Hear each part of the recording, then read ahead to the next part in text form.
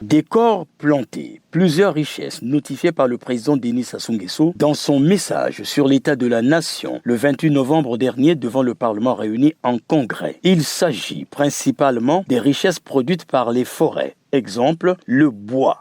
Le bois a fait les beaux jours du port de Pointe-Noire, notre capitale économique, de Dolisie, la troisième ville du pays, spécifiquement avec l'entreprise Socobois. L'on ne devrait pas se méprendre sur le fait que la poursuite sous cette forme de l'exploitation du bois aurait conduit à la destruction de nos forêts. Comme si notre vision avait entrevu les menaces et les dangers induits par les changements climatiques, nous nous sommes orientés vers une gestion prudente et rationnelle de notre patrimoine forestier. Les coupes devenaient chirurgicales et le reboisement connaissait un réel succès en termes de renouvellement de nos forêts par le remplacement, nombre pour nombre, d'un arbre abattu par un plan mis en terre. Le bois, la forêt, les écosystèmes, le développement durable, les tourbières, l'économie verte, le carbone, bref, tout est à cadrer, recadrer et à capitaliser pour les générations futures. D'ailleurs, c'est le combat mené par les ministres Rosalie Matondo et Arlette Soudan-Nono, d'une part, et Marie-Jeanne Koulumbo, présidente de la Commission développement durable de l'Assemblée nationale, d'autre part. Toute une armature institutionnelle a été mise en place en adéquation avec les objectifs de protection et de préservation de nos essences. Aujourd'hui, en plein cœur du bassin du Congo, nos forêts deviennent désormais une ressource, de moins en moins pour le bois qu'elles produisent, mais surtout pour l'oxygène qu'elles fournissent à l'humanité pour sa survie et le carbone qu'elles séquestrent.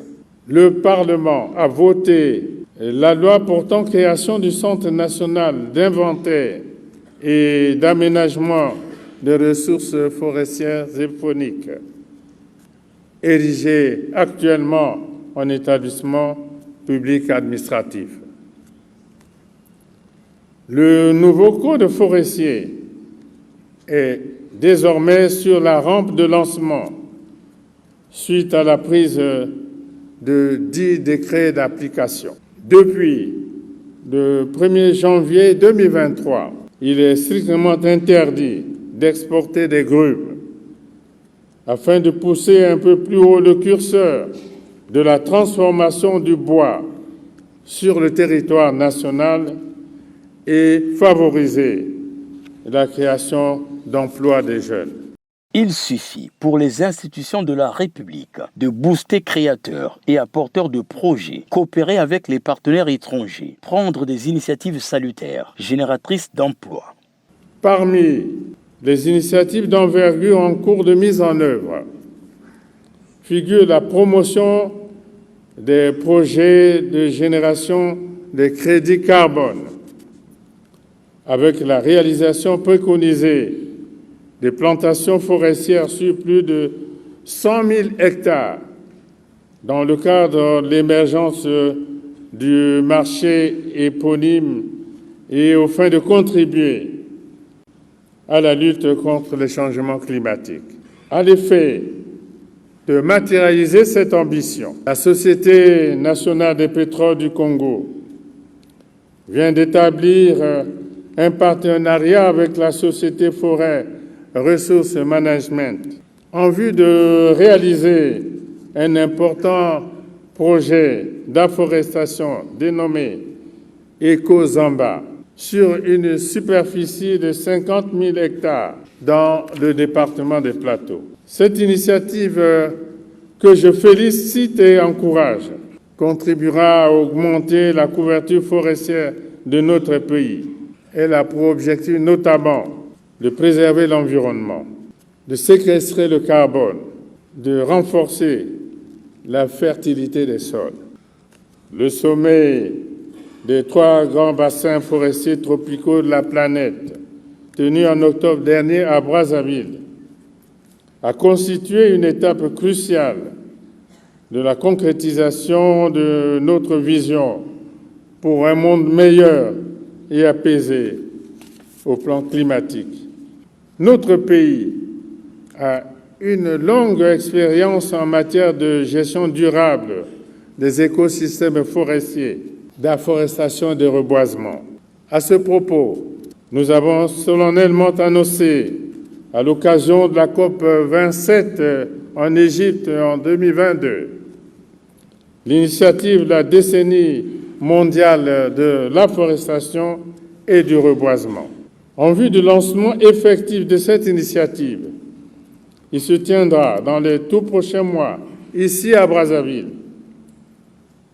la conférence internationale sur l'afforestation et le reboisement sous l'égide de l'Union africaine et du Forum des Nations unies sur les forêts.